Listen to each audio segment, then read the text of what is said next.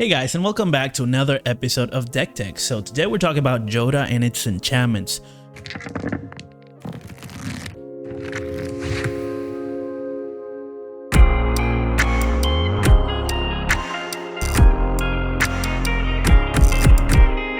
Jodah the Unifier is a Cascade, legendary Cascade sort of situation. I don't know how you want to call it, but yeah, it's pretty interesting. So in the other videos on this deck tech, you're gonna notice that there are shrines and legendaries all across. So in this episode, we're talking about the support that enchantments get, and they're actually gonna be even more enchantments.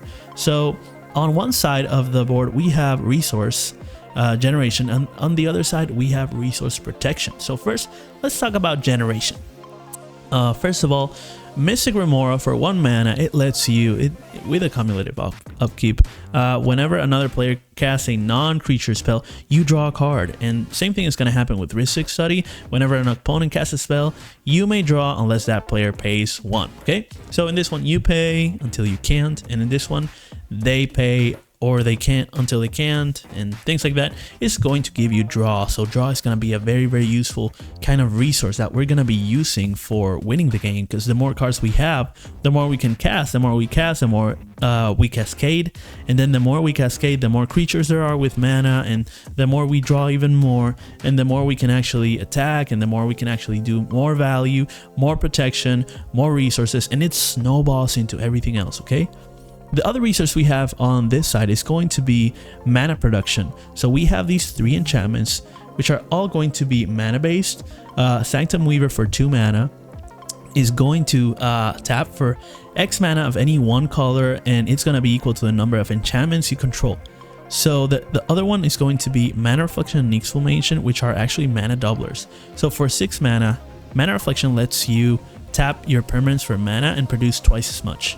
And the same thing is going to happen for Nixflammation, but for 7 mana, it's going to let you tap for 3 times as much.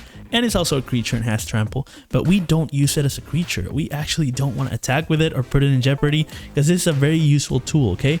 So there's going to be a lot of mana generation because we have a lot of shrines in the deck. We have a lot of enchantments going on here, so they count each other and they're going to actually help out.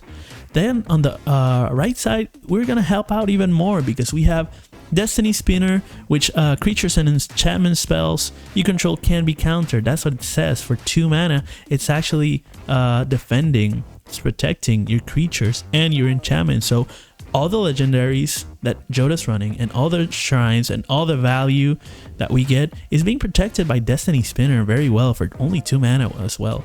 And it's also an enchantment and a creature, so it protects itself, and it also it doesn't protect itself, but it triggers the things that it protects. Yeah. Then we also have Sterling Grove, which protects all their enchantments you control because they have Shroud, which means they can be targeted. You can also sacrifice it for our only tutor in the deck, which is going to tutor an enchantment and reveal it and shuffle it, put it on the top. So we can actually look for some very powerful shrine, or maybe a deterrent, or maybe even mana production and draw. And that's how it's going to protect until it doesn't need protection on our board side, and then we can use it for value. Then we have, for our last protection measures, it's going to be the same card but with different color. It's going to be Ghostly Prison and Propaganda, both for 3 mana, which say the same thing. Creatures can attack you unless their controller pays 2 for each creature they control that's attacking you. Okay, so you want to attack me with 3 creatures, you gotta pay 6. You want to attack me with 10 tokens, you gotta pay 20. Okay, and so this is very interesting because the way it works with Jodah is you have Jodah buff your creatures for a lot depending on the amount of legendaries you have.